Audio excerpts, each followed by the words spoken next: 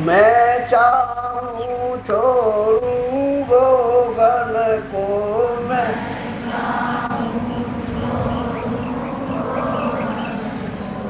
देखे भोग मन अति ललचाई दे।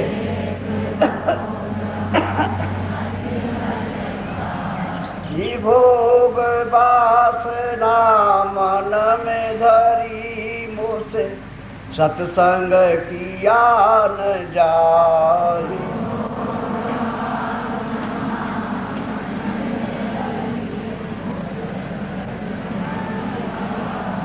आई मोह से सत्संग किया न जाए।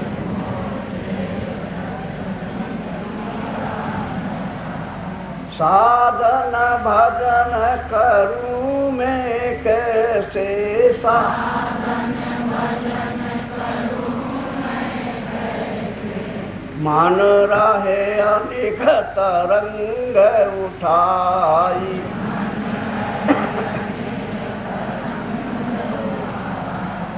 भोग वासना मन में धरी, मुझसे सत्संग किया न जाई।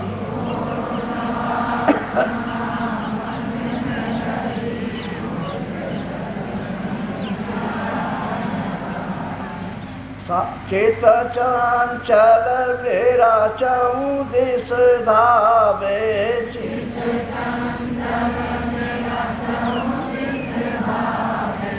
शोरते शब्द में नहीं ठहराई।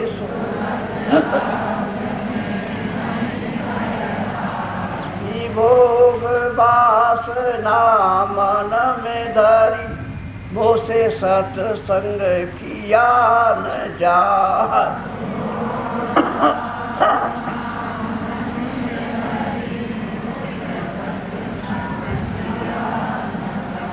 आई मोह से सत्संग किया न जाए।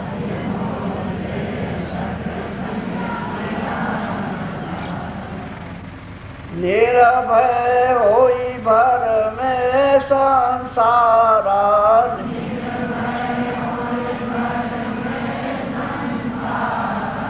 नई कामना ने तजगा।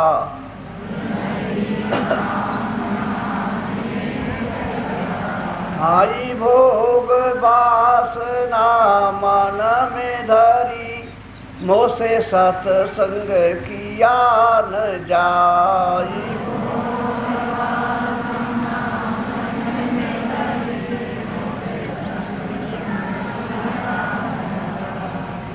मोह से सत्संग किया न जाए।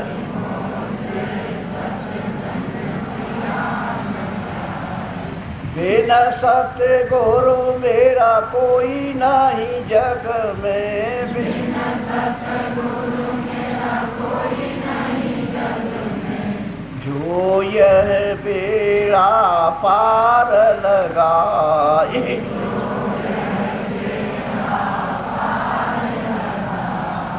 भोग वासना मन में धरी, मुझसे सत्संग किया न जाए।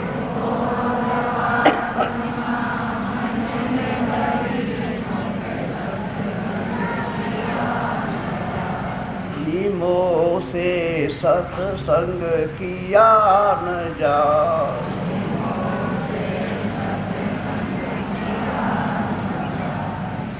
जय।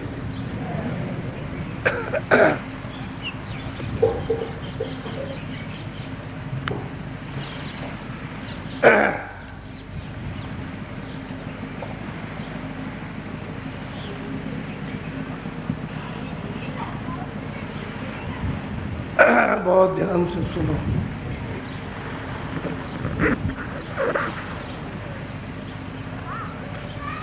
इसमें जो खेल है मनुष्य शरीर में, वो तो सूरत का खेल है। दोनों आँखों के मध्य में बीचों बीच में सूरत बैठी है। उसके चारों तरफ 4 घेरा डाल के पड़े हुए मन, बुद्धि, चित्त और अहंकार। मन, बुद्धि, चित्त और अहंकार, ये चारों उसके चारों तरफ बैठे हुए, इधर से इधर से इधर से, और बीच में वो बैठी है। और सबका काम अलग अलग है। चित्त का काम चिंतन करना है, उसने तो अपना चिंतन कर दिया। और मन का काम संकल्प विकल्प करने का, चलो वहाँ ऐसा करेंगे वैसा करेंगे, ये होगा वैसा होगा। जैसे चिंतन किया कि किसी के घर में माल रखा है, चोरी करना, तो मन संकल्प विकल्प करेगा कि किधर से जाए, किस तरफ से जाए, आगे से जाए कि दीवार काटें कि खिड़की काट डालें, क्या करें, इधर से आदमी आ जाए उधर से आ जाए। ये काम है बुद्धि का। तो बुद्धि सलाह देगी कि देखो भाई ऐसा अगर जाओगे और कोई जा गया और उसने पकड़ लिया तो बहुत मारेगा, हाथ पैर तोड़ देगा। कोई सरकारी कर्मचारी आ गया तो पकड़ लेगा तो जेल जाओगे।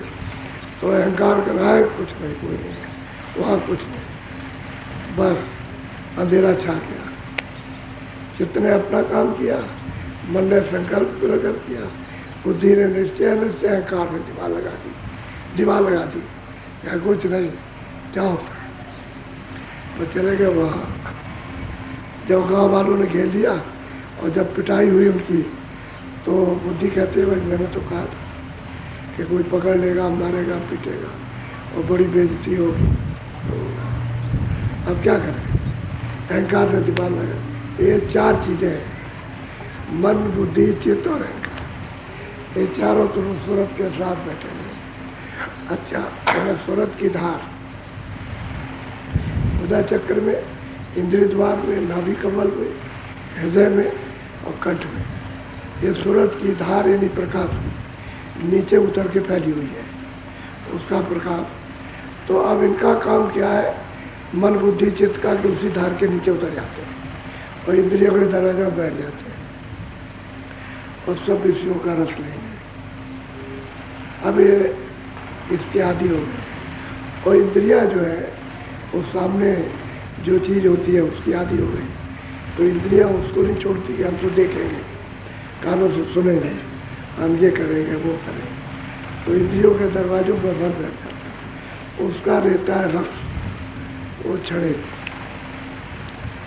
जैसे थोड़ी सी ठंडक आई, क्षणिक से भी क्षणिक है, और फिर कहता है कि अच्छा मिल जाएगा, मिलेगा, फिर किया, फिर किया, क्योंकि यहाँ रस तो है नहीं। रस तो सूरत ने आनंद तो छोड़ दिया, वो तो शब्द की धार के साथ आनंद है, उसने छोड़ दिया। अब उसके ऊपर पर्दे लग गए तो निराधार हो गई और इसको अधिकार मिल गया इंद्रियों को कर्म करने का कि जिधर चाहो देखो, जिधर चाहो जैसा सुनो, जिधर चाहो जैसा बोलो, समझ गए? जैसा मन चाहे, बुद्धि चाहे, चित्त चाहे और अहंकार जो चाहे सो करे, स्वतंत्र, उसकी तरफ से कोई लगाम नहीं। तो इससे ये हुआ कि आपके ऊपर कर्मों के गंदे गंदे पर्दे जमा हो गए।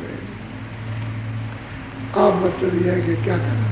अब उन पर्दों के कारण ये सब परेशानी है, दुख की है, सुख की है, मार की है, पीट की है, गाली है, गलौज है, अमीर है, गरीब है, पढ़ा लिखा अनपढ़, ये सब उसी की वजह से ये सब तकलीफ हो रही। कर्म अगर करना बंद हो जाए तो तकलीफ तब हो। तो अब वो जानता नहीं है कर्म की गति बड़ी गहन है, सिर्फ इसको महात्मा जानते हो तो महात्मा मिलते नहीं जाने वाले, बड़ा मुश्किल तो ये है। अब यह है कि जब आपको ये बताया जाता है कि भाई सूरत दोनों आँखों के ऊपर बैठी हुई है दरवाजे पर, ये जो शरीर का नाका है, ये इसका नाका है, इधर शरीर है और ऊपर में स्वर्ग वैकुंठ है। तो दोनों के बीच में सूरत बैठी है। अब उसका लगाव शरीर के साथ हो गया, क्योंकि पर्दे पड़ गए तो उसका लगाव उसका, और वो छूट गया, सब यानी नाम छूट गया तो उसका आधार टूट गया। अब इसके साथ हो गया, इंद्रियों के साथ मन का लगाव हो गया, और सूरत का प्रकाश इन्होंने खराब कर दिया, खींच करके पर्दों के द्वारा घटा दिया, तो मिलोनी हो गई। तो सूरत जो चेतन थी वो जड़ में फंस गई, अब अपने आप नहीं छूट सकती। तो ये कहा जाता है कि भाई जब मन, बुद्धि और चित्त है और अहंकार जब सूरत के चारों तरफ बैठे हुए, तो इतनी ही कोशिश करो कि इंद्रियों के दरवाजों पर भाग करके जो रस लेते हैं क्षणिक, उसको थोड़ा रोको, और यहीं पर बैठ करके सूरत का साथ हो। सूरत कहते हैं जीवात्मा, उसी को जीव कहते हैं, उसी को सूरत कहते हैं, उसी को राधा कहते हैं और उसी को सीता कहते हैं। सुरती को सीता कहते हैं और सूरत को ही राधा कहते हैं। जीवात्मा को ही मतलब यह है, उसी को सूरत कहते हैं। असली नाम सूरत है। अब चूँकि यहाँ समझाने के लिए तो ये भिन्न भिन्न यानी मतलब ये शब्दों से महात्माओं ने समझाया, लेकिन नाम उनका एक ही, सूरत नाम। अब वो मन इंद्रियों के दरवाजे पर पट आ जाता है, चित्त चिंतन करेगा, चलो वहाँ ये काम करना, और लड़ाई हो रही, झगड़ा हो रहा, वही लेना, ये देना, वैसा वैसा, इस तरह से मन संकल्प विकल्प करना। अच्छा देख लेंगे, डंडे चलाएंगे तो बुद्धि निश्चय न जाने क्यों होंगे, डंडे क्यों चलाओगे, मारपीट क्यों करते हो, ये ठीक बात नहीं है। तो अहंकार अगर नहीं, इन चारों का काम ये अलग अलग एक ही है, अपना अपना काम का जो नशा दिखाते हैं, ताकत। अब जिसकी ताकत चल गई, अब अहंकार की ताकत चल जाती, क्योंकि वो सबको अंधा कर देगा। जब बुद्धि को अंधा करेगा तो मन नहीं कुछ कर सकता है, चित्त नहीं कर सकता, तो अहंकार बनता है कुछ वैसे। तो इसलिए जब जब आप भजन पर बैठते हो और बातें, अब यहाँ पर नहीं साथ दिया, सूरज का साथ नहीं दिया, भाग के चला गया, अब वहाँ काम कर रहा। इसीलिए उसकी पकड़ होनी चाहिए। जब बैठो तो हमेशा इस पर निगरानी रखो, चित्त तो नहीं जाता, मन नहीं जाता, बुद्धि कहीं नहीं जाती, और अहंकार तो फिर उसको रोक के रखो कि भाई बाबा जी ने या गुरु महाराज ने बताया कि देखो मन को यार रुक करके और चित्त को रखना, तो फिर आप सूरत के साथ रखो। तो जब ध्यान करो तो देखने का काम, दृष्टि के साथ रखो मन। अच्छा भजन करो तो कानों के साथ, कान भी तुम्हारे पास है और आँख भी तुम्हारे पास। अब इन दोनों का मुख है, जब ये दोनों साफ हो जाएंगे तो नाक तो साफ हो जाएगी। वैसे नाक भी है, लेकिन नाक की साधना नहीं है। ये दोनों चीज़ें खुल जाए तो नाक की साधना स्वतः हो जाएगी, पूरी हो जाएगी। अब ये देखना और सुनना, ये दो चीज़ें मुख्य, नाक तो है, लेकिन इनके साथ ही साफ सफाई होती जाती है, तो वो भी खुल जाती है, तभी तो सुगंधी आती है। अब कई एक प्रेमी कहते हैं बहुत सुगंधी आती है, बहुत खुशबू आती है, इतनी यहाँ किसी चीज़ में खुशबू है ही नहीं, इतनी सुगंधी। तो अंदर की सुगंधी है, वो जब मिलती है तो बहुत सुगंधी, इतनी सुगंधी आती है कि कोई चीज़ आपको खुशबू नहीं लगेगी, वही खुशबू लगेगी। यहाँ की सुनते रहो, कोई चीज़ कुछ नहीं पता चलेगा। बदबू से बदबू होगी तो पता नहीं चलेगा, ऐसी सुगंधी है, क्योंकि उसमें तो बदबू है नहीं।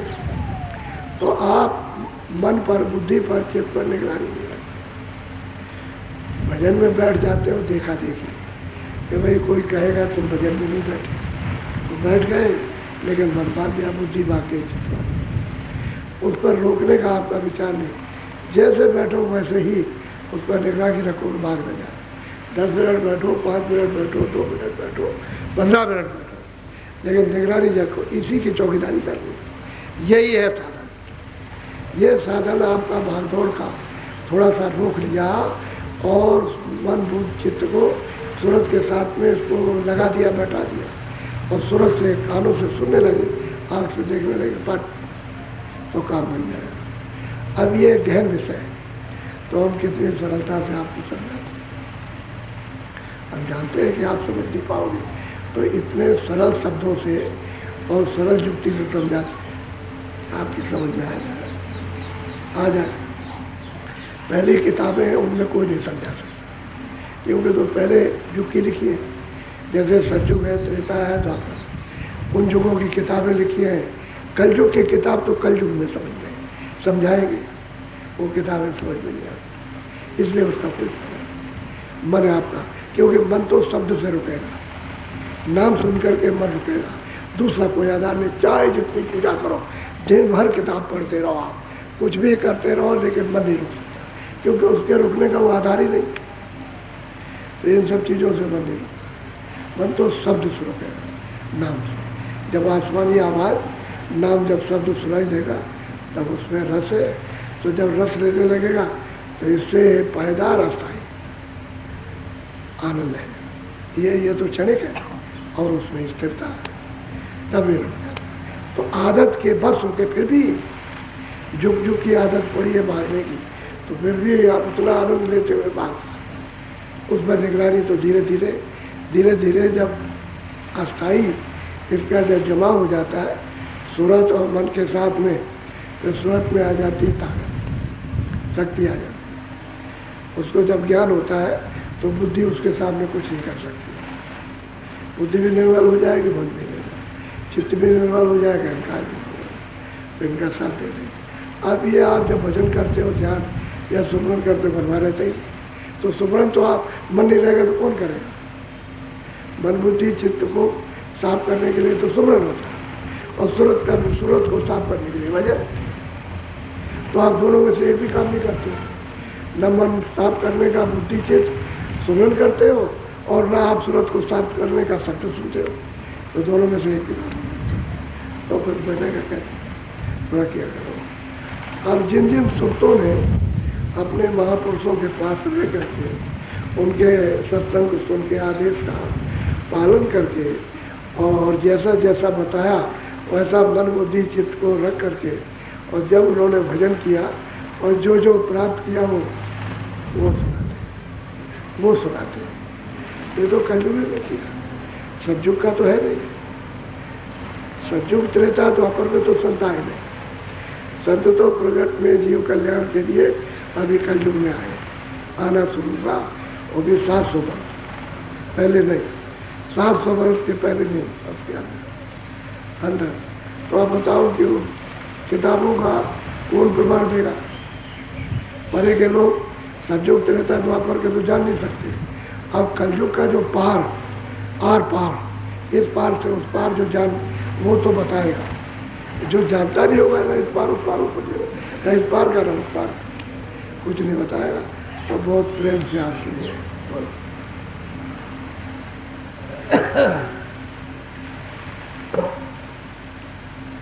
भाई है सूरत मेरी आज सुहागिन, लगी है सूरत मेरी छिन छिन जा। तो कहते हैं कि आज इस मनुष्य शरीर, आज कहते हैं इस तन से, कहते हैं आज हमारी सूरत को सुहाग मिला, और ऐसा सुहाग मिला है कि अब वो न दिन को सोती है न रात को। छिन कहते हैं सबसे छोटा समय, उससे छोटा समय घड़ी में भी नहीं है। जो घड़ियाँ चलती है सेकंडों की, उसमें भी नहीं, छोटा समय उससे भी छोटा छिन है। तो कहते हैं मेरी सूरत सुहागिन आज इस मनुष्य शरीर में वो हुई, और आज मतलब ये कि ऐसी गुरु की कृपा हुई कि छिन छिन जागने लगे, जागे अब सो नहीं रही, जागे। तो मनुष्य रूपी तन में सूरज जाग जाए तो फिर काहे को सोना, न दिन का न रात का, तो जागे। क्योंकि जड़ चेतन है, जड़ में फंसी हुई है, अब उसे होश नहीं है, इसलिए जब उसको बोध नहीं है तो होश कैसे आएगा? लेकिन गुरु की ऐसी कृपा कि उन्होंने जो मूल रास्ता पार जाने का दिया, वो सत्संग सुन करके और उनकी कृपा दया रास्ता दिया, और उन्हीं की दया से भजन करने लगे। तो भजन में जब डगर मंडलों में चढ़ी तो सूरत कहती है कि गुरु की कृपा हुई कि आज मेरी सूरत को सुहाग लगा। सुहाग किसको कहते हैं? वो लगाया जाता है ना सेंधो कि आज तुमको पति मिल गया, उसको सुहाग कहते हैं। और सुहाग नहीं है। जब सिंदूर मिलने लगेगा उसी समय से समझा जाएगा कि पति मिल गया। तो कहते हैं कि ऐसा सुहागिन हुई है कि अब मेरा जो पति मिला कभी छूटेगा नहीं। और मेरे पति के यहाँ कोई जन्म मरण होता है, न जन्म न मरण। ऐसे पति के साथ सुहाग और उससे लग करके उसको पा करके छिन जाती, न सोती हो न जाए। दोनों अवस्थाओं से परे, सोने की अवस्था से भी परे, जागने की अवस्था भी परे हो। हाँ, गुरु की कृपा दया से बोलो। स्वामी स्वामी लगी है पुकारन, राधा राधा नाम समा। हम कहते हैं कि स्वामी स्वामी, राधा सूरत को कहते हैं और स्वामी मालिक का नाम। कोई राधा कोई स्त्री नहीं है, राधा कोई सीता नहीं है। ये जो सूरत रूपी सीता, सूरत रूपी राधा, ये स्वामी को पुकारने लगी। कब पुकारने लगी? जब उसने शब्द सुना, आवाज सुनी, बोली सुनी, तब वो पुकारने लगी। तो उसमें बोली में बहुत कशिश है, बहुत प्यार है। उतना प्यार, उतनी ठंडक, उतना आनंद, उतना ज्ञान किसी चीज में नहीं। कहते हैं कि भाई सूरत को आज, तो मेरी जो राधा सूरत है वो स्वामी को पुकारते हैं। जब शब्द सुनने लगी तो सबके साथ आवाज आती है, तो उसको पुकारने लगी, ले लगी। अब सूरत और शब्द दोनों मिल वही एक, यानी जो अलग थी सूरत और शब्द अलग था, उसको छोड़ दिया था, वो एक जुड़ गए, तो दोनों एक हो गए, सूरत और शब्द। नहीं, वही सूरत शब्द रूप हो गए। अब स्वामी स्वामी को पुकारने लगी, राधा स्वामी को पुकारने लगी। यानी राधा कोई आदमी का नाम नहीं, सूरत का नाम और मालिक स्वामी नाम। राधा इसका, सूरत इसका, राधा सूरत का जो दोनों आंखों के बीच है, और स्वामी नाम उसका। कहते हैं हम उसको पुकारने लगे। जब गुरु ने कृपा की, दया की और गगन में जब चढ़ाया और आँख खोली और कान खोले, तब ये सुहाग मिला। इसके पहले तो सुहाग मिलता। बोलो। गगन मंडल अब लागा गर्जन, भागी गली मेरे घट से दूर। हम कहते हैं गगन मंडल आकाश, कहते हैं गर्ज करने लगा, बहुत घनघोर गर्जन होने लगी, तरह तरह के बाजे, अनंतों बाजे, अनंतों गर्जना, शोर घोर। ये कहते हैं कि घाट पर गगन में हो रहा था और दुर्जन काम क्रोध लोभ मोह सब भागे भागे। इनके सुनते ही भगदड़ बच जाती है, काम की, क्रोध की, लोभ की, मोह की, अहंकार की, ये सब भगदड़ हो जाती है। अब इनके स्थान पर कौन आएगा? शील, क्षमा, संतोष, विनय, विवेक। जब ये गर्जन होगी तो इन्हीं का स्थान मिलेगा और काम, क्रोध, लोभ, मोह का इंद्रियों के दरवाजों से रवाना बने। तो फिर उसमें क्या आएगी? शीतलता, ठंडक आ जाएगी, शांति आ जाती है, समानता, संभाव हो जाता है। यह होता है कि गुरु की ऐसी कृपा दया हुई कि उन्होंने सुहाग दिया। और फिर यह है कि घाट पर बैठ के अब गर्जन होने लगी, तरह तरह के बाजे बजने लगे, सूरज उसको सुनने लगी, राधा उसको सुनती है। और जब गगन मंडल में जब चढ़ती है ऊपर की तरफ में, जब चढ़ी ऊपर तो खुले हुए मैदान है, वहाँ तो अंधेरा है नहीं, वहाँ तो प्रकाश ही प्रकाश है, लाइट ही लाइट है। वहाँ जिसमें से लाइट आ रही वो न कभी डूबता न कभी निकलता, जैसा का तैसा वैसा ही मौसम रहता है, प्रकाशमान। उसमें रचना देखने को मिलती है। अब जो जहाँ जैसी रचना, जैसे स्वर्ग की रचना है वो तो प्रकाश में है, अंधेरे में नहीं। तो सूरज जाएंगे जब उसको, ऊपर वैकुंठ की रचना है उससे ज़्यादा प्रकाश है, उसमें भी अंधेरा नहीं। और ऊपर में जो सूक्ष्म लोग हैं उसमें सैतल कवच में ईश्वर की रचना है, वो तो प्रकाशी में बैठे हुए, वहाँ भी कोई अंधेरा नहीं कि भाई कोई सुबह शाम सूरज निकला सुबह शाम तो सूरज इस शरीर इन आंखों के लिए निकलता है, क्योंकि जो आवरण आप पर पड़ा हुआ उसी के लिए प्रतिबिंब है, वो प्रतिबिंब पर्दे में पड़ता है वही। और ये तुम जानते नहीं हो कि पृथ्वी कैसे घूम रही है, इस तरह से पूरा पूरा चक्कर लगा रही है, इस तरह पूरे मंडल घूम रहे हैं, ये भी पूरा घूम रहा मृत्यु, पूरा स्वर्ग भी घूम रहा, वैकुंठ भी घूम रहा, ईश्वर का लोक भी घूम रहा, ऊपर में ब्रह्म ब्रह्मांड है वो भी सब के सब घूम रहे हैं, इस तरह धुरा के ऊपर सब घूम रहे हैं इस तरह से। वो स्थिति देखने को जो जलवा है वो विचित्र अद्भुत है, वो तो आँख खोलने पर ही दिखाई देता है, ऐसे पता नहीं चलता, अनुमान होता है क्या, लेकिन वो भी महात्माओं ने योगियों ने बताया, योगियों ने जो कुछ देखा नीचे का वो बताया, और ऊपर का तो सच बात पर सब जानते।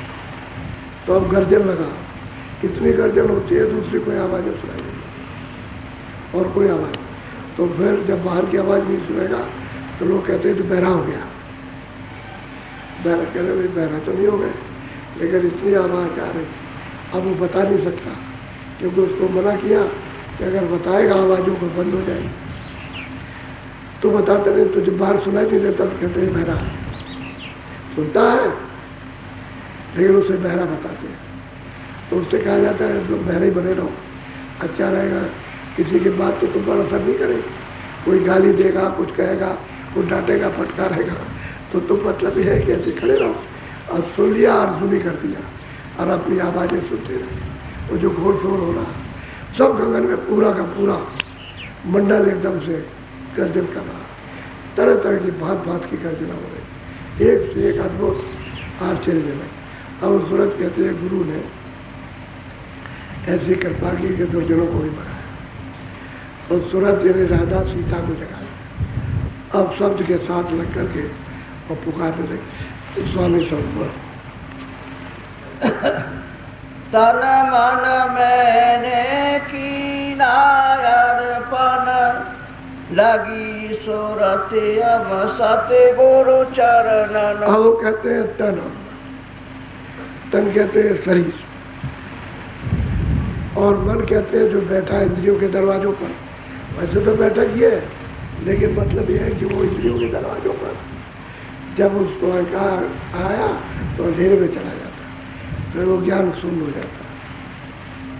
तो कहते हैं कि हमने क्या किया कि तन और मन को गुरु के चरणों, गगन में चरण, तो जब ये सूरज चढ़ी ऊपर को और जब गर्जन होने लगी तो वहाँ चरण कमलों का साक्षात्कार होता है, दर्शन होता है। तो मैंने मन को उनके चरणों में अर्पण कि ये अच्छा और बुरा, ये आपका मन और तन जो कुछ भी इसने अच्छा और बुरा किया है वो सब आपके समर्पण है, चरणों में समर्पण करता है। वहाँ जब समर्पण कर देता है तो स्वीकार कर देते, तब धुलाई कर देते, माफ कर देते, उसको कहते हैं साफ कर देते।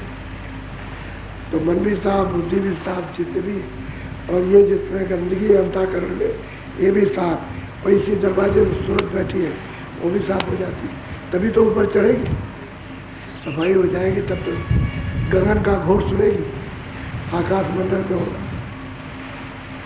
तो भांत भांत की बाड़ियाँ हो रही हैं, उनको देव बाड़ी कहो, आकाश बाड़ी कहो, ईश्वर की बाड़ी कहो, ब्रह्म बाड़ी कहो, पहाड़ ब्रह्म की बाणी को सब सुनाई देती है। तो कहते हैं गुरु की कृपा हो गई, उनकी दया हो गई कि मैंने तन और मन को अर्पण कर दिया उनके चरणों में, और सूरत अब छिन छिन शब्द के साथ अब न रात को सोती न दिन को सोती। बोलो नाम थाल और बाती सुमिरन, जोग से जोश वाली में। कहते हैं कि नाम का तो थाली बनाई, शब्द की तो उसने थाली बनाई, और जो उसमें से प्रकाश निकलना उसकी ज्योति, उसमें तो कोई मतलब है तेल बत्ती और रुई की जरूरत है नहीं, तो अपने आप जल रही, तो शब्द है उसमें से प्रकाश निकल रहा, भांत भांत का उसमें से प्रकाश निकलता है तरह तरह। तो कहते हैं उसकी हमने प्रकाश की ज्योति बनाई और उसी में रखा। अब वो दृष्टि से आरती करती है, दृष्टि से, क्योंकि सूरत शब्द में जब ले होगी तो ये भी तो शब्द होगी, लेकिन कहाँ तक आरती करेगी? जब तक ये पिंजड़े में रहेगी। एक पिंजड़ा उसका ये मनुष्य है, दूसरा पिंजड़ा है लिंग शरीर, दस इंद्रिया, चतुष्संताकरण और मन और बुद्धि और चित्त अहंकार और रजोगुण तमोगुण सत्व, 17 तत्वों। और फिर उसके बाद एक पिंजरा है 9 तत्वों का, शब्द स्पर्श रूप रसगंध और मन और बुद्धि और चित्त और अहंकार। तो एक ये हो गया उसका एक सोच, और कारण जो है उसका पर्दा। सूरत का तन है, वैसे तो चेतन है, लेकिन शब्द स्पर्श रूप रसगंध। अब ये है, इसमें अलग अलग लीलाएं होती रहती हैं। सूरतें इतने तन में बंद है, एक तो ये तन, फिर वो स्वर्ग वैकुंठ में, फिर ईश्वर के लोक में, फिर ऊपर में ब्रह्म के लोक में। जब सूरत अपने उस कारण पिंजड़े से निकलती है, उस तन से निकलती है, तो सतरूप हो जाती है। तो यहाँ तक तो आरती वो करेगी, दृष्टि से आरती करेगी। और फिर जब ऊपर, जब शब्द की धार में ब्रह्म के ऊपर पार ब्रह्म में जब शब्द की धार में मिलती तो शब्द रूप हो जाती, इसी में से प्रकाश निकलता है। तो ब्रह्म से यानी मतलब 16 गुना ज्यादा इस सूरत का प्रकाश होता है, जो ये दोनों आंखों के पीछे बैठे। और क्या उसकी महिमा की जा सकती, इतना इसका तेज है। और जब नीचे आ गई तो छोटी हो गई, एक जर्रा हो गई। अब ये लापता हो गई है, इसका पता बिना महापुरुषों के इसका पता कोई लगा नहीं सकता। ऐसे तो ये आने में भी नहीं आ सकती, इसमें कौन रहता, क्योंकि शरीर के नाके पर रहती है, इसलिए कोई आला और कोई एक्सरे या कोई और यंत्र काम नहीं करता। तो लोग कहते हैं कि भाई इसमें कुछ नहीं है, कुछ है ही नहीं, ऊपर बैठी है नाक पर। और इसी के ऊपर में पर्दे गंदगी के जमा होते हैं, तो वो मतलब है कि मृत्यु के स्थान से ऊपर, क्योंकि अगर मृत्यु का स्थान माना गया तो जला दिया तो सब जल जाएंगे, तो वहाँ अग्नि जाती नहीं, पानी वहाँ जाता नहीं, कोई तलवार हाँ कोई और चीज़ जाती नहीं। तो उसने ऊपर नाके पर रखा, तन का नीचे, और सूरज ऊपर बैठी है, वहाँ सबका रूप जमा कर रखते हैं। तो सूरज जब साफ हो जाए तो दृष्टि जब खुलती है तो उससे आरती करती है। तो कहते हैं कि थाल बनाया शब्द का, और जो उसमें से प्रकाश है उसकी चोटी बना, और फिर दृष्टि से करती है आरती। वो बड़ा अद्भुत आरती का जलवा होता है। और वे एक सूरतें नहीं करती है, बहुत सूरतें, बेशुमार सूरतें आरती करती हैं। वो जलवा देखें, 1-2 सूरत, इतने तो यहाँ आदमी भी नहीं, इतने आया जीव जंतु भी नहीं, इतने यानी एक साथ आरती करती है। तो अनोखा जो कहने में नहीं आ सकता, लिखने में आ सकता, वो सूरत उसको देखती करती। आरत फेरे चढ़ाया निज मन, गगन जाई सुनता अनाद। आप कहते हैं कि भाई आरत की, मन को घुमाया और निज मन किया, यानी इंद्रियों का मन जो नीचे उतरता था वो तो छूट गया। अब सूरत का यानी एक अंडी एक पिंडी और एक ब्रह्मांडी, 3 मन। तो ये पिंडी मन इंद्रियों के जाल में फंसा रहता है, इसके ऊपर में फिर उस अंडी मन है। तो अंडी मन जो है वहाँ का आनंद लेता है, जब लेने लगेगा तो जैसे भागते रहता। और एक ब्रह्मांडी मन, तो कहते हैं सूरत जब अपना बना लेती है तो अपना नहीं मन, क्योंकि ऊपर ही से मन उतर के आया, उस सहजल कमल से उतरा है, ईश्वर के स्थान से नीचे से उतरा, मन और बुद्धि और चित्त और अहंकार। तो अब उसको अपना बना लिया, जब अपना बनाया तो इसका साथ देने लगता।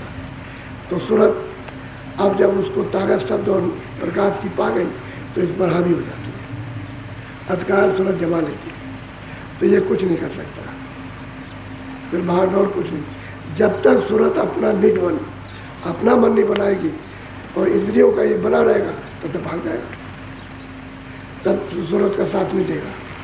सूरत का जहाँ साथ दिया और जहाँ ये गगन में अनार बाड़ी सुनी और जहाँ इसने दृष्टि से आरती की फौरन मन इसका हो जाता है, इसका साथी। अभी जो है दरवाजे में बैठ करके और जब इंद्रियों के घाट पर आ गया तो दुश्मन हो गया। अब ये इसके साथ दुश्मनी करता, अब इसको अपना बना लेगी तो साथेगा। तब ये यहाँ भी जाएगा, स्वर्ग में भी, बैकुंठ में भी जाएगा और ऊपर चढ़ेगा, ऊपर भी। तो जहाँ इसका भंडार वहाँ ले हो जाएगा। अलग अलग भंडार है, चित्त का अलग है, मन का अलग, बुद्धि का भंडार लगा रहा है, कार का सब अपने अपने भंडार ले हो जाते हैं। कुछ तो सूरत इनके जाल से छूट जाती है। फिर किस चीज का जाल रहता है? इस शब्द स्पर्श रूप रस कर, इसका उसको बोध रहता है। तो जब ऊपर से जो धार शब्द की आ रही उसको जब पकड़ती है, तो जब उसमें जब मिलती है और वो जब से ही मिली और उस धार में जैसे ही लय हुई तो बस एकदम से चले, तो उसका ये भी बोध खत्म। शब्द स्पर्श रूप रस, और मतलब यह है कि इसका कुछ नहीं होता। शब्द स्पर्श रूप रस गंध, इसमें कोई भी इसका मान नहीं रहता। जब सामने लग जाती तो ये खुद ही देने वाली हो जाती, सब गुणों को फिर देती है दूसरों को। अभी तो इसने अपना गुण खो दिया और दूसरों के अधीन हो गए। ये खोल है उसके, इन खोलों में फंसी हुई है। जब तक आजाद नहीं होगी तब तक उधर नहीं जा सकती। तो कहते हैं गुरु ने ऐसी कृपा और दया की कि अगर सत्संग नहीं मिलता, उनकी दया नहीं, रास्ता नहीं मिलता, कृपा दया नहीं करते तो घाट नहीं बताते, रास्ता नहीं, वेद नहीं बताते, तो मैं चलती कैसे? तो वेद भी बताया, दया भी, घाट पर बैठा, मन को भी साफ, बुद्धि को भी साफ, चित्त को, और फिर गगन में चढ़ाया। बड़ा साफ साफ अपने को बता रहे कि सब काम किसने किया? गुरु ने किया। बोलो।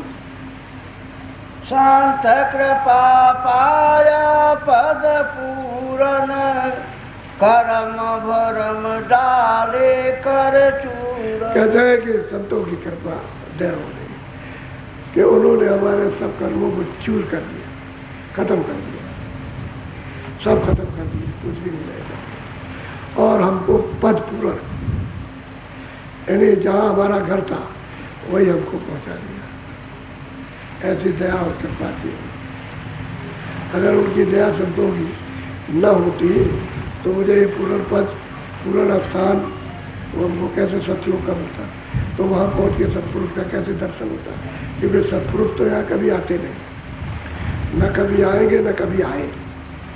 वो तो जब संत सूरत उस बोध में आती है, वहाँ का वो तो दरबार के दरबानी, सत्पुरुष के दरबार के यानी संत दरबानी होते हैं। जब सूरत आती है तो वो आती और जाती रहती है, दरबार में हाजिरी देती है। तो जो जहाँ हाजिरी देता है उस दरबार का दरबानी, अगर उसकी खैरफाई करो, उसकी सेवा करो तो ले जाए। अरे भाई किसी सिपाही से मिलो तो सिपाही किसी बड़े अधिकारी के पास आता जाता, कहने साहब हम मिला सकते, वैसे नहीं मिलेगा अधिकारी, हम तो कहने भाई तुम्हारी बड़ी मेहरबानी हो जाएगी, तुम हमको जरा उनका दर्शन करा दो। तो ले जाके उनके सामने हाजिर कर कि भाई तुम्हारी बड़ी कृपा हो गई। ऐसे ही संत उस सत्यदेव के सतपुरुष के दरबार के दरबानी है, और वहाँ से संदेशा लेकर आए कि भाई तुम वहाँ की रहने वाली हो, चलो हमारे साथ, हम तुम्हारी मदद करेंगे, तुम्हारा साथ देंगे, तुम्हारी सेवा करेंगे, तुम चलने को तैयार तो हो जाओ। तुम वहाँ की, यहाँ कोई सुख नहीं, कोई आराम नहीं, किसी को भी आराम नहीं, चाहे वो राजा हो, चाहे रैयत हो, चाहे धनीमानी हो, चाहे पढ़ा लिखा हो, कोई भी हो, किसी को कोई भी चैन कोई आराम, कोई सुख नहीं किसी तरह। सबको एक न एक कष्ट, दुख तरह तरह के लगे। लेकिन कहते हैं गुरु की कृपा हो जाए तो पूर्ण पद हुआ तो कोई दुख नहीं, न वो दफ्तर है, न कोई अधिकारी, न कोई कर्मचारी, न कोई मारता है, न कोई जलता है, न कोई पिस्तौल दिखाता है, न कोई लाठी दिखाता है, न कोई गाली देता है, न ये शरीर है पंचभौतिक, न लिंग शरीर, न कारण शरीर है, न सूक्ष्म शरीर। कहते कुछ नहीं, सबसे अलग। वो तो अस्थायी अखंड देश है, न चलता फिरता, ये तो सब चलामान देश है। और सब उसी सत्य देश से जो पूर्ण पद है, उसी से ही विकास, ये रचना हुई है उसी से। तो कहते हैं गुरु ने ऐसी कृपा और दया उनकी कर दी। लेकिन हुआ कैसे कि सत्संग सुना और उसको चित्त लगा के सुना, वो खुश हो गए, सेवा की खुश हो गए, रास्ता दे दिया तो उनकी कृपा से भजन करते रहे और दया मांगते रहे, भजन करते और फिर उनकी दया हो गई तो वो सब अपना समाचार चले जो प्राप्त किया। बोलो, ऐसा नहीं कहा कि ऐसे चले गए कि हमको त्रेता के राम ने पहुंचा दिया या द्वापर के किसने, ये नहीं कहते दूर मिले, उन्होंने अभी कलयुग में पहुंचा दिया। साप किया मैं मन का दर्पण, ममता माया कीनी मर्दन। कहते हैं कि जब मन, ये हृदय जब साफ होता है गंदगी हट जाती है, बिल्कुल गंदगी नहीं रहती है, न पाप रहे न पुण्य रहे। रोज कर्म करो, उस पर रखो और फट जला दो उसको। जैसे तुमने कुछ पुण्य की जमा की है तो फट से उस पर डरो, वो तो प्रकाश है, योग रूपी अग्नि उसमें डालो पट। कहते हैं कि भाई मन का जब दर्पण साफ कर लिया, हृदय साफ किया तो मन, बुद्धि, चित्त, अहंकार बिल्कुल साफ, तो दम दम दम दम तो प्रकाश झलकने लगा। तो कहते हैं अब उसमें कोई चीज़ ठहर नहीं सकती, सब भस्म हो जाएगी, जो भी चीज़ आएगी सब भस्म हो जाएगी। पर्दा आएगा लेकिन जैसे रखा फुट टिक नहीं सकता। ऐसी ज्ञान रूपी योग रूपी अग्नि जलती रहती है, इस हृदय पे साफ तो हो जाए, सफाई तो इसकी हो। तो कहते हैं कि सब हमारा मर्तन, सब हमारा विकार, सब हमारी बुराई, सब पाप और पुण्य, ये सब का साफ तुमने ऐसे जगह की खत्म कर दिया था। बोलो, नूर निरंजन जगत समारन, सहस कमल चरकी नामर। कहते हैं कि अब क्या हुआ कि नूर, कहते हैं कि नूर, जहूर, निरंजन, सहज कमल पे पहुंच करके इनका दर्शन किया। ये इनका लोक है, इनको राज मिला। सतपुरुष ने सत्य देश से, सतलोक से इनको राज दिया कि तुम 3 लोक के राजा हो। ये पिंड अंड और निर्माण सूक्ष्म लोग, ये 3 लोगों का उनको राज दिया।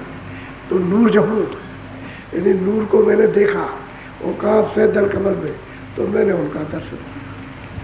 कहते हैं तीनों लोगों का जो कुछ भी उनका बनाया हुआ विधान था, पाप और उनका सबको मर्दन कर दिया, सबको जला दिया। अब उनके देश का कोई हमारे ऊपर कर्जा नहीं। ऐसी गुरु की कृपा हुई कि सब कर्जा माफ, कोई पाप नहीं।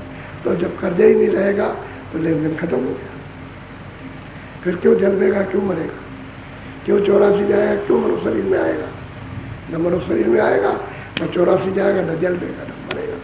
अब सहजल कमल को जब प्राप्त कर लिया, इन्हीं का तो ये देश है, तो उनके देश के सब कर्म खत्म हो गए, खत्म हो गए।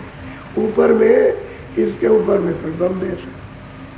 तो ये जो है आत्मा शक्ति और निरंजन भगवान, सहजल कमल बैठे, उनका ये राज है। ऊपर में माया ब्रह्म का राज, उस सहजल कमल के ऊपर है, वो 3 लोग के ऊपर है, वो उनका राज है। कहते हैं वहाँ ये झगड़ा नहीं है, न कर्मों का झगड़ा है और न मन और बुद्धि, न चित्त का इसका, और न 3 लोग के मालिक का झगड़ा। जो सहजल कमल में जिनका नाम निरंजन, नूर जहूर निरंजन हम पाया, कहते हैं हमको गुरु कृपा से मिला। और जितना भी इनके लोग का झगड़ा था सब खत्म, पाप और पुण्य जो कुछ भी कर जाता कुछ सब छूट गया। अब सूरत कहती है सब छूट गया, कुछ नहीं रहा, ये सब यहाँ का चुका है। कहते हमने दर्शन किए। तो जब वो खुद चिल्ला रही कि हमने दर्शन किया, तो आपको भी हो सकता है, अरे इसी मनुष्य शरीर तो सब ने पाया, यानी सेवकों ने भी पाया और जो महापुरुष आए उन्होंने भी पाया। वो तो आते ही है इसी को बताने दिखाने के लिए, और जो यहाँ जिनको पकड़ते हैं उनको ले चलते हैं, उनको भी दिखाते हैं। तो कहते हैं हमको गुरु की कृपा से मिला, हमने पाया। कोई कहे भाई तुमने 3 लोग के मालिक का, निरंजन का, खुदा का, जिसको घाट कहते हैं हिंदू, उनको इनको परमात्मा कहते हैं। कहते हमने पाया, हमने चढ़ करके देखा। कहाँ है सहजल कमल में बैठे, कैसे जाओगे? कहते गगन में चढ़ोगे और तरह तरह की आवाज़ें सुनोगे, सुनोगे, घूर मचेगा, तो इनकी आवाज़ सुनाई देगी, इनके मुख से घंटा तक बजता, दला दल दबा दब बज रहा, और 3 लोगों को बज रहा, मनुष्य शरीर में बज रहा। लेकिन सुनाई कब देगा? जब तेरे कान खुल जाए तब सुनाई देता। कान अगर बंद रहेगा तो नहीं सुनेंगे। तीनों लोकों में घंटा बज रहा है, यहाँ पिंडलोक में, अंड में और सूक्ष्म लोक में। उसके परे फिर इनका नहीं है घंटा, इनकी आवाज़ नहीं तो नीचे है। तो कहते हैं इनको 3 लोग का राज। अब वो कहते हैं हमने पाया। बोलो। सुई द्वार नाका लगी जाकर। अब कहते हैं कि ये ऐसा पर्दा है तीनों लोगों का कि वो दरवाजा जो ऊपर जाने का है, ऊपर की तरफ, वो तो सब बंद कर रखा हो। कहते हैं कि सुई की नोक होती है, उसके हजारों हिस्से कर दिए जाए, उससे भी छोटा दरवाजा है।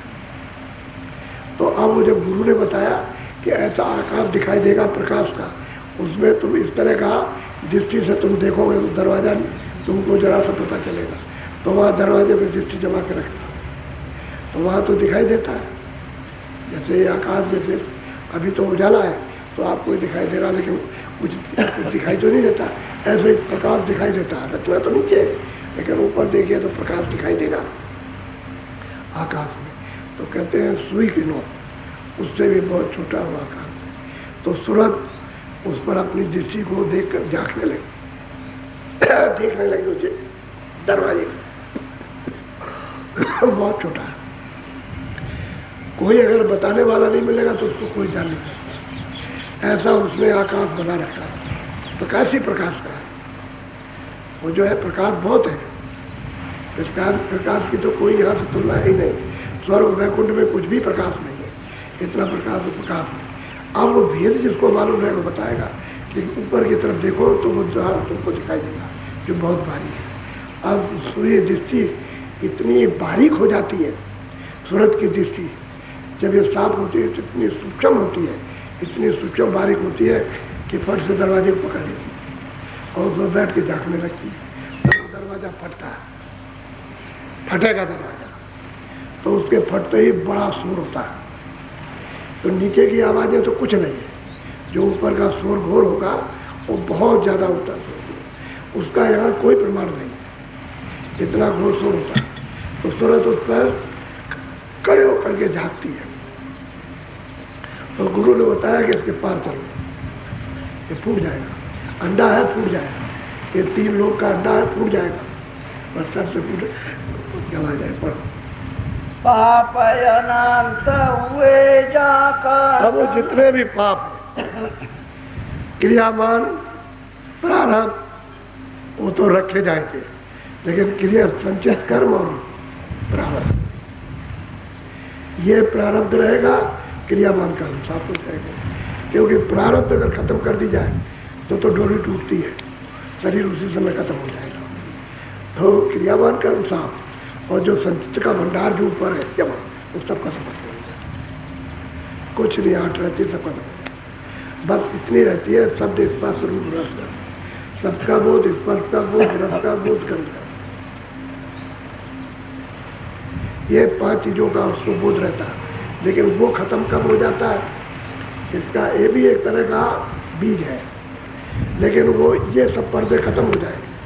अब इसको बोध का बीज रहेगा। तो जब ऊपर से जो आवाज आती है तो उस मंडल पर ब्रह्म है और उसी के ऊपर गुरु बैठे हुए, वही ऊपर गुरु बैठे और नीचे उनका मंडल ब्रह्म का स्थान।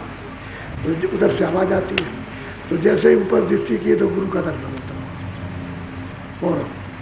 वहाँ दर्शन होगा तो फौरन उसमें आकर्षण होगा, क्योंकि वो जो यहाँ लेने आए वहाँ पे कहीं मिलेंगे, जो यहाँ लेने आते हैं वहाँ मिलेंगे, उनको आप वहाँ पहचान लेंगे।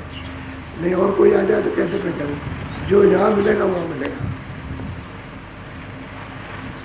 और वो ऊपर आता जाता नहीं होगा तो नहीं मिलेगा, नहीं वो ऊपर मिलेगा, हर मंडलों पर मिलेगा ऊपर।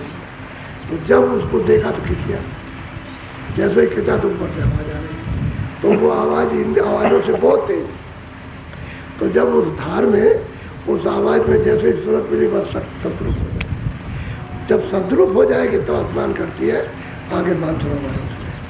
बिना सदरूप हुए सूरत मानसरोवर में स्नान नहीं कर सकते, और वहाँ सब सोते मानसरोवर में स्नान करते हैं और बेशुमार सोते हैं।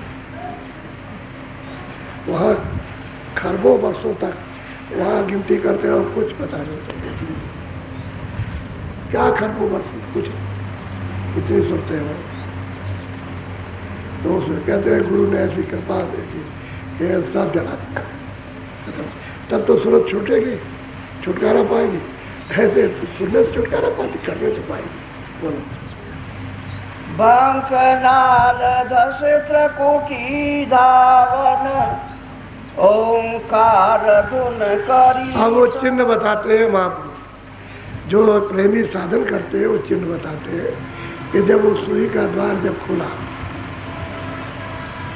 और ऊपर में जब खुला उधर से टूटा, तो कहते हैं कि बंकनाद रास्ता। बंक कहते हैं टेढ़े रास्ते, नीचे चला गया है कितने करोड़ नीचे। अगर ऊपर से देखो नीचे को तो कहोगे हम तो मर जाएंगे।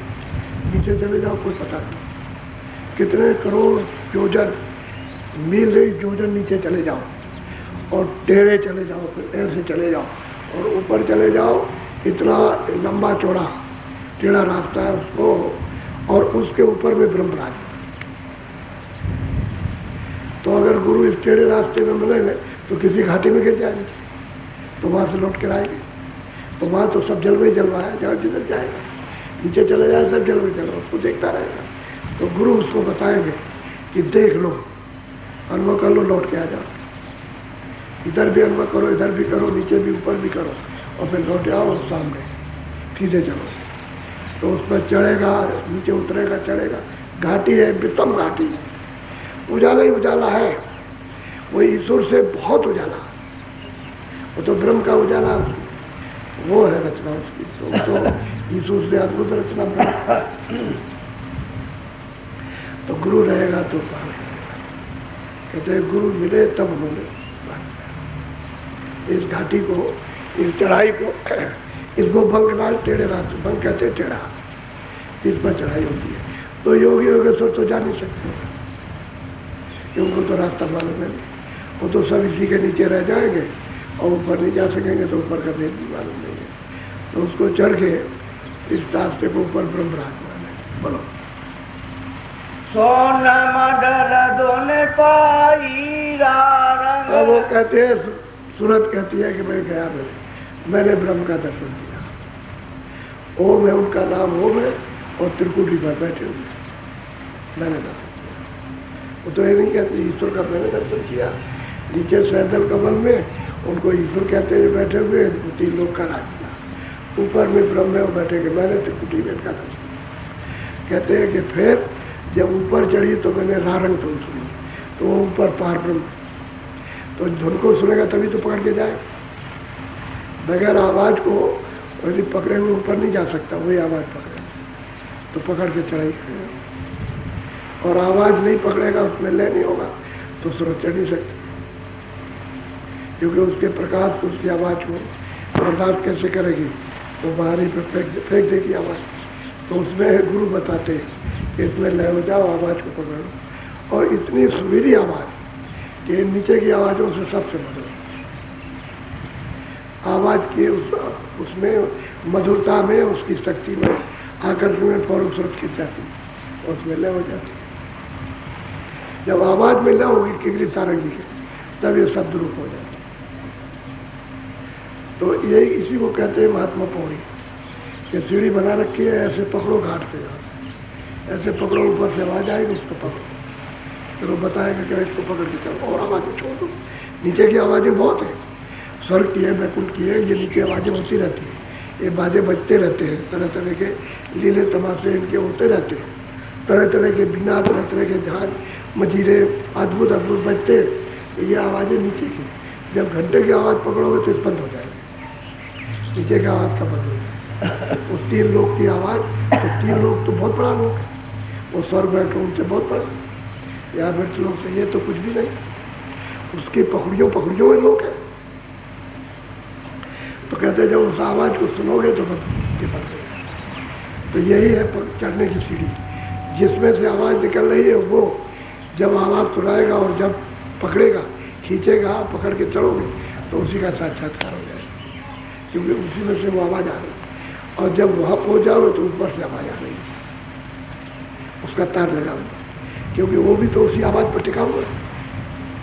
ईश्वर भी तो ऊपर की आवाज़ पर टिका है, तो उसकी आवाज़ पर टिका, और जो ब्रह्म है ऊपर की आवाज़ पर, और पार ब्रह्म है उसके ऊपर की आवाज़ पर।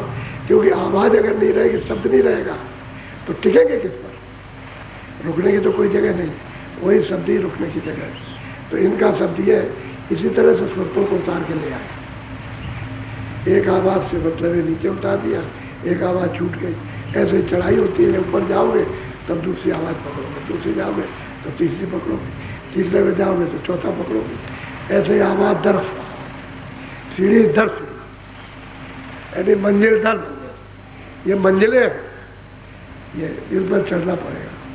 तो इशारा कर रहे हैं, ये रास्ते के निशान है। बताया तो कुछ नहीं है, निशान तो बहुत है, लेकिन ये खास निशान सुरतों के चढ़ने के, तो उसको बता रहे सारे। और जो वहाँ है वो तो बता नहीं सकता कोई, इशारा करते। तो अब सूरज जो देख रही है वो सब उनको सुना रही कि मैंने ऐसा कुछ है। बोलो।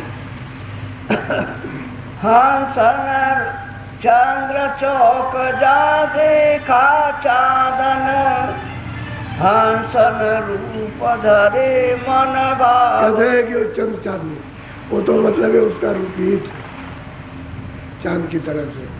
कहते हैं कि मैंने उसको देखा और वहाँ सब हंस रहे थे, सब हंस रहे थे। वो तो वहाँ के राजा के पार, और जितनी सुनते रहती है सब हंस रहे थे। तो खुलों में तो है नहीं, सब हंस रहे रहती है और सब उनकी आरती करती रहती। तो सूरज को तो ऊपर जाना है, यहाँ तो रुकना नहीं है। तो कहते हैं मैंने उसको देखा, उस चौक को भी देखा, हंसों को भी देखा, मानसरोवर में स्नान भी किया, और जो पार ब्रह्म विराजमान उनको भी देखा। तो कहते हैं हमने देखा। अब गुरु ने आगे बताया था भाई तुमको आगे चलना है, तो वो बता रहे कि तुम आगे चल के जो हमने देखा उसको भी सुनिए। आप बोलो। महासोन सागर चली नावन, सूरत मेरी जाए चेतन। कहते हैं कि इस मैदान में पार ब्रह्म के ऊपर बहुत दूर जाने पर, यानी बहुत दूर जाने पर, कितने खरबों योजन जाने पर, एक योजन का 4 कोस होता है, वो किलोमीटर और मील नहीं, एक योजन का 4 कोस। कितने खरबों योजन ऊपर जाने पर जब नाका मिलेगा तो वहाँ त्रिवेणी संगम है। जो भी सुनते जाएंगे पहले उस संगम में, त्रिवेणी जो संगम है उसमें नहाना पड़ेगा, उस धारा में नहाना है। ऐसे कितने लोग और कितने त्रिलोकियाँ और कितने ब्रह्म और कितने मतलब यह है कि आपके ईश्वर और कितने स्वर्ग बैठ कितना लोग उसमें एक बार भी सब छोड़ दिया जाए ऐसे करके, तो पता ही नहीं चलेगा कि कहाँ चले गए। इतना बड़ा त्रिवेणी संगम है, लंबा चौड़ा। कहते हैं उसमें सोते स्नान करते, तो वो महासुंद का इसके बाद मैदान मिलेगा। खरबों खरबों योजन, यानी नीचे चले जाओ ऊपर चले जाओ, कितने खरबों योजन, नीचे जाओ ऊपर जाओ दाएं जाओ बाएं जाओ, वो मैदान का कोई अंत नहीं। इतना लंबा चौड़ा मैदान है। अब इसके ऊपर में पर भंवर गोपाल, उसी को सूरत कहती है कि मैंने वहाँ पर उसको देखा, मैंने त्रिवेणी संगम में स्नान किया, मैं उस महासुंद के मैदान में चली। महासुंद तो जो स्थान है तो बहुत दूर है, कहते हैं मैं उस मैदान में चली। तो मैदान की महिमा कर रही है कि उसकी लीला और तमाशे कैसे हैं, कि नीचे के कुछ नहीं है। बोलो। भमर गुफा द्वारा अति पावन, दोने मुरली जा बजत। अब वो सूरत कहते हैं कि ऐसी गुरु की कृपा पूर्ण पुरुष की हो गई कि भमर गुफा स्थान मिल गया। उस पर मतलब यह है कि वो 100 पुरुष मुरली बजा रहे, अखंड मुरली बज रही। अब ये इन्हीं को कहते हैं महाकाल। कहते हैं सूरत कहती है मैंने उनको देखा, मैंने पाया। मैं भमर गुफा स्थान पर पहुंची और वहाँ मुरली मैंने सुनी और उनको देखा कि जिसमें से बज रही उसी रूप में से बज रही। और वो असल में श्वेत सूर्य है, सफेद है। सूरत कहती है कि मैंने इनको देखा, मैंने बोलो।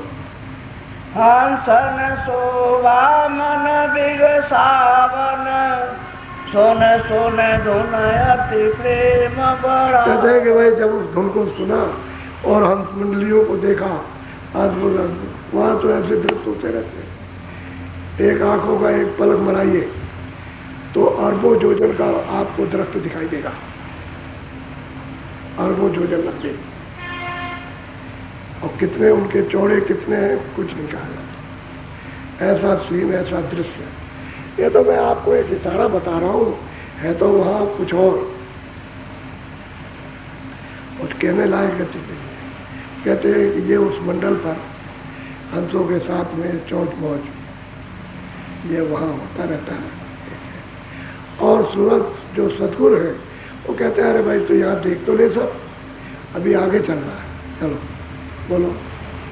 चौक अगाध सात कर चालन, गई सतपुर लगी पुरुष। कहते हैं कि फिर इसके आगे फिर मैदान मिलेगा, तो नीचे मैदान से तो कितना बड़ा मैदान, लेकिन मैदान कोई खाली थोड़ी है, रचना से भरा हुआ।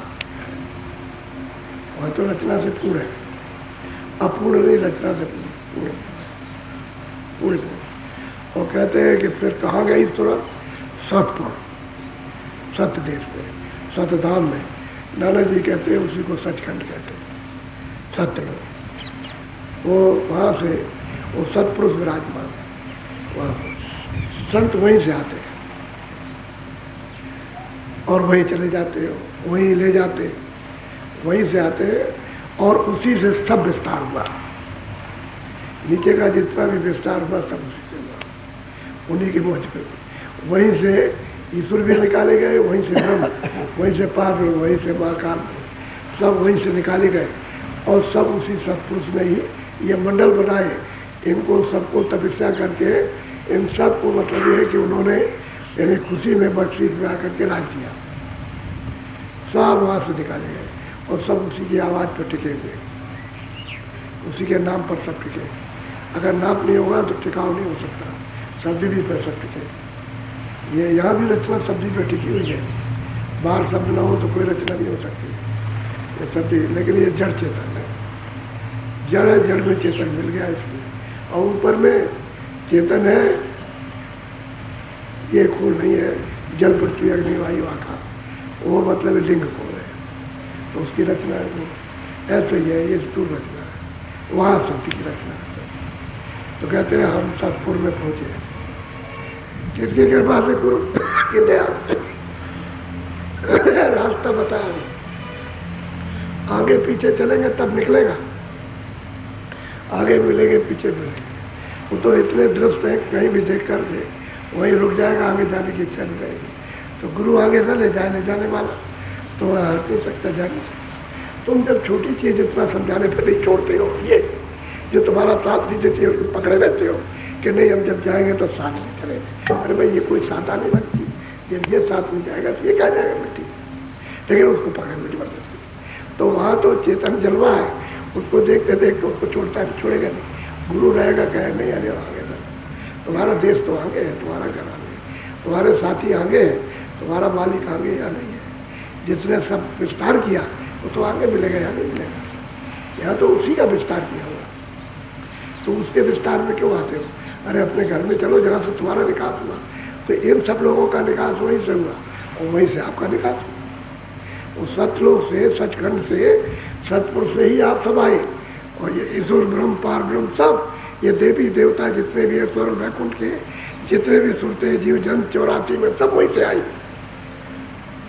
दूसरा कोई और साथ नहीं। उसने तो एक छोटा सा उस सागर से जरा सा दे दिया भंडार, इतने में क्या होता, सागर में क्या पता चले, उतना दे दिया। लोटा अगर नदी में से पानी दे दो क्या पता, तुम काले के घड़े दे दो, तुम तालाब भर दो क्या मालूम, वो तो समुद्र है। तो समुद्र में से छोड़ा था एक दे दिया भंडार, तो इतना हो गया, इतना विस्तार हो गया। और वो कितना अपार था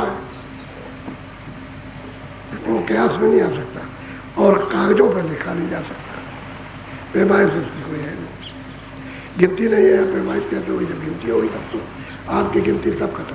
बोलो। चौथा लोकत लोकी कारण। अब वो कहती है सूरत कि जब मैं वहां गई और चौथे पद में पहुंची, सतपुरुष का दीदार दर्शन किया, तो ये पता चला कि तीनों लोग किसका कारण है, सतपुरुष का। अगर ये ना होते तो उसको क्या राज होता। इन्होंने ही तो उसको भेजा है और 3 लोग करवा ली। यहाँ सैदर कौर में उन्हीं की आवाज पर बैठे हुए, वो तो आवाज ऐसे घूम रही है सर। सतलोक तो नहीं घूम रहा, लेकिन ये नीचे का धोरा पड़ा हुआ घूम रहा है। ऊपर तो उसका राउंड बहुत तेज है, ऊपर तो नाप पे आ ही नहीं सकता। ये नीचे का तो मतलब है कि कुछ अनुमान भी लगा दिया जाए कि वो नीचे का होता, वो भी आप इस सूरज चांद सितारों से इसका अनुमान लगाओ कि भाई है। लेकिन कितना चक्कर इसका लग रहा है ऐसे करके, तो सभी लोग घूम रहे हैं। आप जिस पृथ्वी घूम रहे पूरी घूम रहे हैं, पूरा सूरज चांद सितारे सब घूम रहे हैं, पूरा पश्चिम सब घूम रहा है। इसलिए आपको ये पता चलता पूरा विजयी है। नहीं अगर कहीं तुम खड़े रहो और तुमको ऐसा कर दिया जाए तो पश्चिम से पूरा हो जाए और पूरा से पश्चिम हो जाए, तो तुम्हारा कुछ समझ में नहीं आता है। पूरा का पूरा राउंड पूरा त्रिलोकी घूम रही है, त्रिलोकी भी घूम रही, ऊपर का ब्रह्म भी घूम रहा और पूरा पार ब्रह्म पूरा। तो कहते हैं कि भाई सतपुरुष का कारण तो ये है, सब कुछ दिया तो इन्होंने, सतपुरुष ने रचना तो इनकी है, राज उनको दे दिया है, भाई तुम राज करो, खुश हो गए। कोई चीज़ अगर आप सेवा करो, खुश हो जाए, दे दे, तो आपका क्या अधिकार है, उसको तोड़ दे, उसको कोट करके कूद डाले उसको, आपका उसमें क्या अधिकार। अगर आप लेना चाहते हो कि भाई तुमने तोड़ फोड़ दिया, ना ये हमको दे दो, हम फिर बना देंगे, तो आप दे सकते हो तो दे, लेकिन दी हुई चीज़ ले नहीं सकते जबरदस्ती कि नहीं हम ले लेंगे, ऐसा कर ये नहीं, ये मालिक का काम नहीं है, जुक्ति से देगा। तो सुरतों को जबरदस्ती नहीं ले जाएगा, खुशी से। तो महापुरुषों से प्रेम करो तो खुशी से ले जाएगा, और जबरदस्ती नहीं कर तो सकते हैं, लेकिन तुम कहोगे काल है, हमको हमारा नाश कर दिया, ये कर दिया, वो कर दिया, और कसाई हो गए, ये हो गए, ऐसे तो प्रेम से ले जाए, प्यार से। जब प्यार कर लोगे, जैसे कोई आदमी आ जाए, खड़ा हो जाए कि हम लड़की को ले जाएंगे, अरे भाई ऐसे कैसे ले जाओगे तुम, हमारी लड़की है, इसको कैसे हम ले जाएंगे उसको, तो जबरदस्ती तो लड़ाई हो जाएगी। तो जबरदस्ती नहीं, प्यार। तो महापुरुष आते हैं तो उपदेश करते हैं और बताते हैं भाई तुम्हारा देश नहीं है, तुम्हारा घर सामान नहीं है, तुम यहाँ के नहीं हो, तुम यहाँ दुखी रहोगे, रोगे, चिल्लाओगे, तो धीरे धीरे सुनते सुनते उनकी समझ में आने लगता है। जब आप समझ में आता है तो कहते हैं चलिए चलिए, तो रास्ता बता देते, प्यार से ले जाते, जबरदस्ती नहीं करते। देखो बच्चा,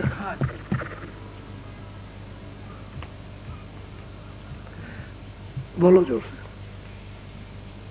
संत बसे जीव करे उबारन। कहते हैं कि वो संत वहाँ सत्य देश में हमेशा रहते हैं, आते जाते हैं, और वो आकर के जीवों का उबार करते हैं, जीवों को यहाँ जगा करके मदद करके यहाँ से ले जाते हैं। तो कितनी मदद करना, आपके इतने इतने बुरे बुरे कर्म है, उनको कैसे कैसे धोते हैं तो उनको मालूम, धोने में कितनी, तो जैसे पहाड़ लगे हैं, इन पहाड़ों से भी ज़्यादा ढेर आपका लगा हुआ है कर्मों का।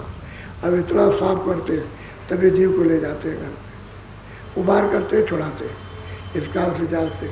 अब तो उन्होंने दे दिया ना, तो रोकने का क्या किया काम, रोकने का यही काम किया कि जब तक उन्होंने शरीर दिया था तब तक तो कोई बात नहीं थी कि उधर से शब्द पकड़ के आए थे, और शब्द पकड़े हुए थे तो फौरन जैसे ही माँ के गर्भ में आए, शब्द सुन रहे थे, देख रहे थे, आँख खुली थी, कान खुले थे, 9 महीने का बच्चा आया तो सज्जू की जोगी सब क्या साफ परम पद के अधिकारी सब थे।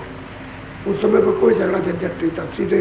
अब यह है कि श्वासें जो श्वास दी थी उन्होंने, वो 1 लाख बरस की दी थी,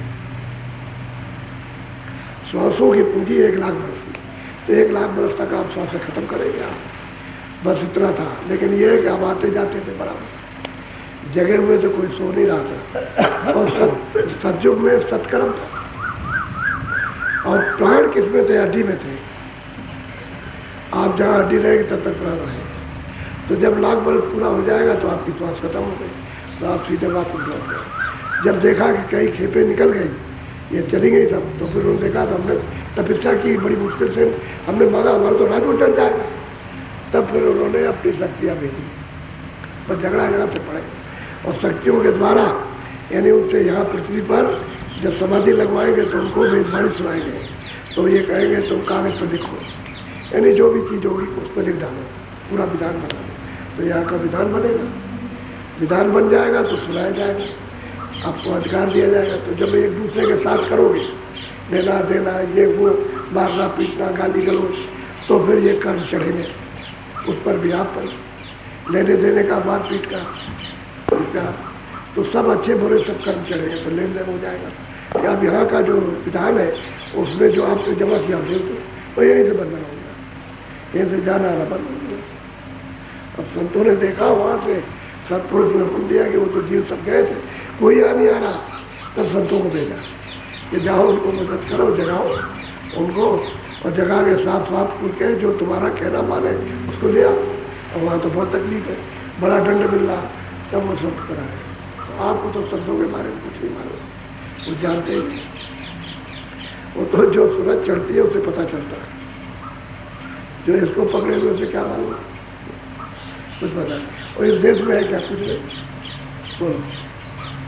अलख लोक एक पुरुष विराजन, बैठे अचरज धार। कहते हैं कि अब वो सूरज कहते हैं कि सतलोक के ऊपर सत्पुरुष का निसार किया, उसके ऊपर अलग पुरुष है, कहते हैं बिल्कुल एकदम से, और इनसे भी बहुत बड़े, और इनका बहुत बड़ा बंधन, कहते हैं हमने उनको भी देखा, अचरजी रूप धारण किए। अब उनका न कोई नाम बताता है और न कोई मतलब रूप बताता, देखता है। चलो बोलो। जिस आगे फिर अगम निहारन। अब वो सूरत कहती है फिर मैं आगे गई तो वहाँ आगम पुरुष को देखा, अगम पुरुष को निहारा, यानी देखा तो अगम लोग और भी, ये तीनों लोग, अगम लोग और अलग लोग और सत्य लोग, ये सब के सब मतलब एक मोह एक रस है, छोटे बड़े तो जरूर है लेकिन स्वतंत्र है, आगे अनादि धाम है। बोलो। अब यह नाम का क्या करूं छानन, सैन सूरत कहती है मैं वहाँ जब गई, अनाम पुरुष का दीदार दर्शन किया, तो मैं इसको क्या क्या चुप हो गई। कहते हैं कि जो कुछ भी शहर में सारे में कुछ जरा सा कुछ मतलब है कह दिया, बाकी वहाँ कोई कुछ कह नहीं सकता, वो सबका सज्जन है। गोस्वामी महाराज तुम्हारी 7 कांड रामायण में लिखते हैं कि एक अनिय अनामा, आगे सच्चिदानंद प्रभु धामा, वही एक अनिय अनाम है, पहले वो एक ही था, उसी से अगम पुरुष, उसी से अलग पुरुष, उसी से सत्पुरुष। ये रचना का विस्तार जितना भी है, तीनों देश उसमें एक रस बनाए, अनामी धाम अलग है, ये एक ही रस है, जो सत्लोक में सूरत पहुँच जाएगी, ऊपर जाएगी, वहाँ रोक टोक कुछ भी नहीं, सब सुनते जाएंगे, जो भी पहुँचेगी वहाँ जाएगी। वो तीनों देश एक रस है, अनामी धाम अलग है। तो कहते हैं कि मैंने तो जो कुछ देखा वो बस, अब कुछ कह सुनूं से अलग है, कोई बाड़ी से नहीं कह सकता है सारा आदमी, कहते हैं संकेत दिया, वो सबका सृजन है, एक अनिय अनामा, आगे सच्चिदानंद प्रभु धामा। तो तुलसीदास जी ने भी प्राप्त किया, मीराबाई ने भी उसको प्राप्त किया। अब आप उसमें चौपाइयों में कुछ लगा दो, या उनकी कड़ियों में कुछ लगा दीजिए, या किसी तो अलग बात हो गई, लेकिन वो उन्होंने उसको पाया, रैदास जी ने उसको पाया, नाना जी ने उसको पाया, बहुत महात्मा आए, हजारों की तादाद में, कई हजार आ चुके 700 वर्ष के अंदर, उन सब ने उसको प्राप्त किया, और जिनको रास्ता बताया प्रभु ने प्राप्त किया। अब वो तो प्राप्त का प्रेम चिल्ला रहे कि हमने उसको पाया। अब आप क्या करते हो, है या क्या है, क्या अभी कल राजा बनो, मामूली बात कहता हूँ, राजा बनो, राम राजा, अभी कल उतार दी जाओ तो रंग हो जाओ, तो दुख होगा कि नहीं होगा, ये बताओ। यानी राजा से जब रंग हो गए तो दुखी हो जाओगे, जब धनी से आप तो बहुत आप समझते हो, लेकिन निर्धन हो गए तो कितना गुना ज़्यादा दुख होगा। अरे भाई तुमको छोटी सी गृहस्थी मिली है, ये मिली है, अभी तुम्हारे सामने एक जा रहा कुछ नहीं कर रहे, वो जा रहा कुछ नहीं, वो जा रहा कुछ नहीं, तो तुमको कितना दुख कितना सुख होता, तुम सारे जीवन उसको याद करते हो, मिलेगा? तो यहाँ परदेश में अपना सामान तो कुछ है नहीं, दूसरे के सामान को अपना सामान बनाए, अनजान में कि मेरा सामान, तेरा तो ये भी नहीं है और तेरा ये भी नहीं है, भी कुछ नहीं। यानी किसी लोग जब तक सतलोक में फुर्सत नहीं पहुँचेगी तब तक उसका कुछ भी सामान नहीं मिलेगा।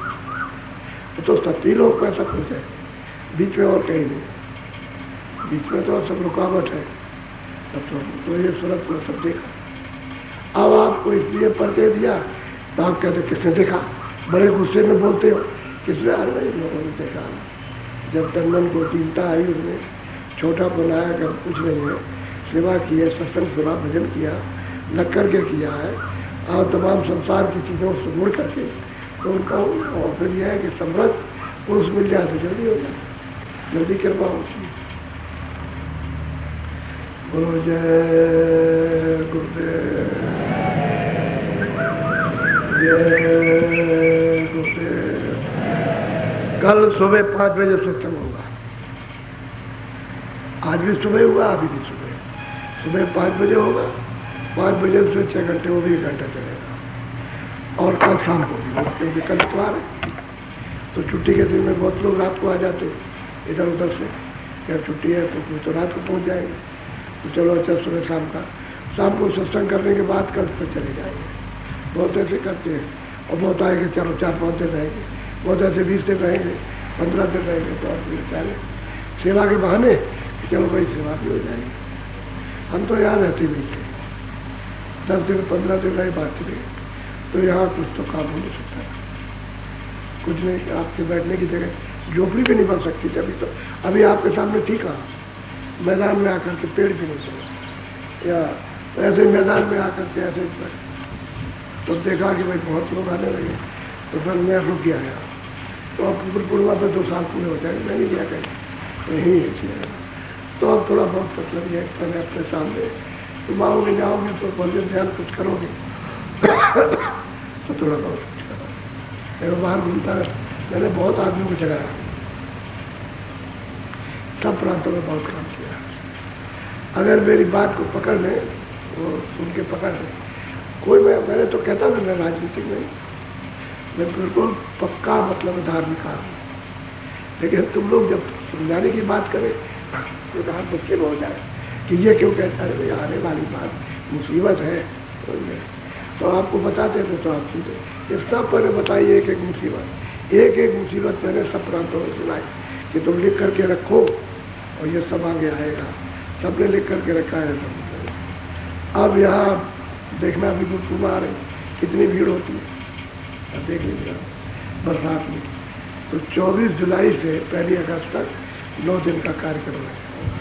आप लोग जब जाए बाहर तो बता देना, और सबसे प्रार्थना है तो प्रार्थना करते हैं, हम तो सेवादार हैं, हम कोई गुरु नहीं बनते, न बने और न बने, तो सेवा करते हैं। फिर तुम अगर चलना चाहते हो तो आपकी सफाई करेंगे।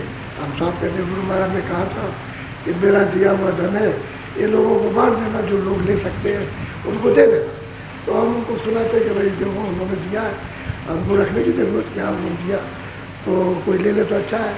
तो सुना समझा के इनको सीधे रास्ते में लाते हुए ले लो, मतलब अब जो ले सकेंगे ले लेंगे, नहीं ले सकेंगे ऐसा मत समझना कि किसी ने लिया नहीं मिला है,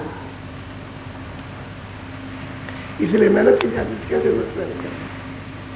अरे जब ये मालूम हो गया कि एक रोटी से आधी रोटी से पेट भर जाता है, दिन भर काम करते हैं, दिन भर मतलब उससे पेट चलता है, दिन रात गुजर जाता है, तो मतलब क्या इतनी मेहनत करना।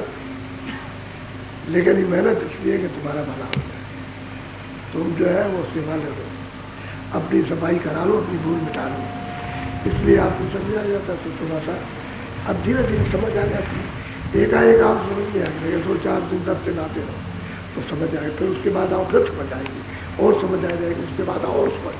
तो ये बुद्धि जो है, जो आपके अज्ञान की भ्रम की जो पड़ी हुई, वो धीरे धीरे निकलती जाएगी, समझ में आता है, सही चीज़ समझ में आ जाएगी, फिर सही चीज़ समझ में आएगी, फिर आप तड़प पैदा करते, तड़प होती है तब फिर चलते, तो पहले से तलब अगर पर जैसी लो पहले लगी ऐसी निभे हो, लगातार लगी रहे, ऐसी तलब बनी रहे। तो अपने की तुम क्या समझते हो? तारे पुरुष करो, यानी करोड़ों जीवात्माओं को कल्याण कर सकता है। अगर उसमें बराबर लगी रहेगी तो खुद भी पार हो जाएगा, दूसरों को भी पार करेगा। ऐसे ही होता है। बोलो जय गुरुदेव। आज 15 मिनट भजन करेंगे। अब 35 और 40 मिनट है, आज 15 मिनट। बैठ जाओ, 15 मिनट ज़्यादा नहीं। बैठ जाओ, कपड़ा डाल लो थोड़ा सा ताकि 15 मिनट